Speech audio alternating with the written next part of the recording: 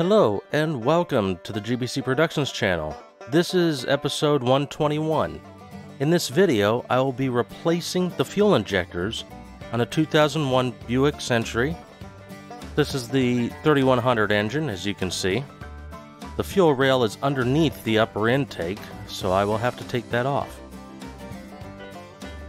Alright, I have everything disconnected and all the bolts out. The ignition module is sitting on the side over there. The map sensor's out of the way. It's mounted to a bracket that's held on with a bolt there. The bolt for the alternator I had to back out because there's another bracket there. Everything is loose. I can lift up the upper intake. The only thing I haven't undone are the two coolant lines going to the throttle body. But anyway, I have access to the fuel rails now. I just need to take a few bolts out and pull the rails out. Now this will be fairly similar to when I did the injectors on the station wagon at this point. The clips are a little bit different that hold the injectors to the rails. I'll show you those when I get this fuel rail out.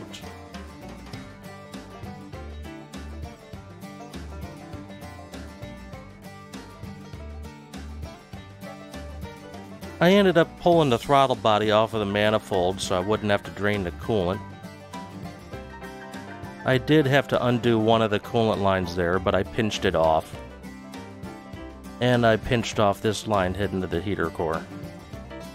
That gave me enough room to rotate things around and get the bolt out for the throttle body. Not much coolant came out, just a few drops. No coolant is dripping out right now, but I am going to reconnect that hose so it doesn't come out while I'm replacing the injectors.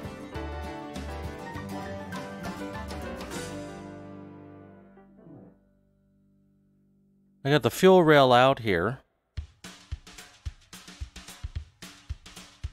So the next step is to disconnect the electrical connectors to the injector. There's a plastic clip that I have to pull back. Then I can push the release tab. It's kind of tricky to do one-handed. Then there's a metal clip here that holds the injector to the rail.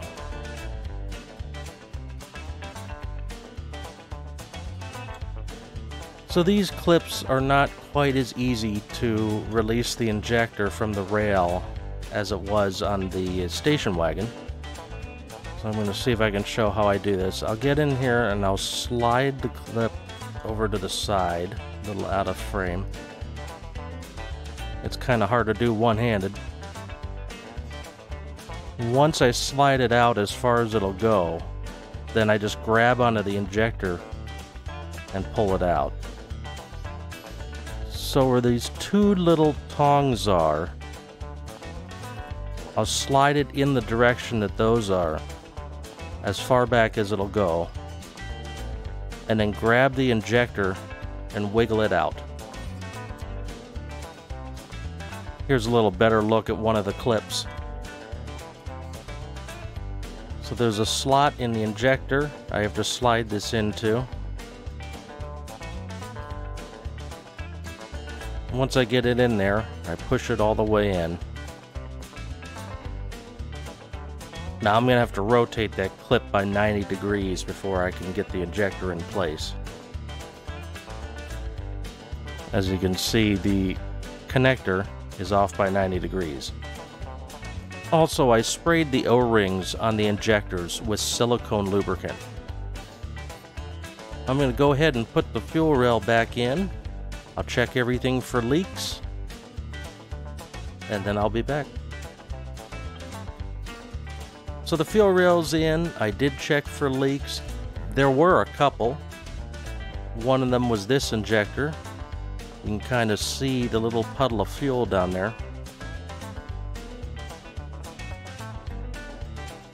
So now that the injectors are in and there's no leaks, I have to remove the remaining gasket material, clean up these surfaces, and I can put the gaskets in and put the manifold in.